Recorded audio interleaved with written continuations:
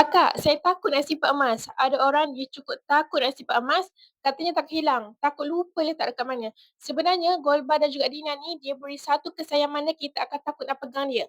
Otak kita akan terus respon, ini adalah aset mahal, kalau hilang memang habis. Tapi sebenarnya ramai yang tak sedar bila kita beli iPhone RM5,000, RM7,000, kita tak rasa takut pula kan. Tapi bila kita pegang je 20 gram gold bar, kita jadi takut. Kalau tengah lepak dengan kawan-kawan, kita lepak mamak, letak je iPhone atas meja, kita tak takut hilang. Tapi kalau kita letak 20 gram gold bar ni atas meja, kita jadi takut. Sama juga dengan 100 gram gold bar yang mana kita boleh beli sebuah kereta Myvi, tapi Myvi tu kita letak dekat luar je. Kita tak takut hilang pun.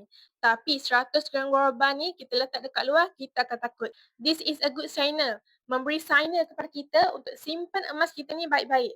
Jadi jangan takut untuk pegang emas fizikal, simpan saja elok-elok macam kita simpan barang kemas kita. Kalau takut juga boleh simpan saja dalam akaun lama-lama pun tak apa, tak perlu keluarkan emas fizikal macam ni.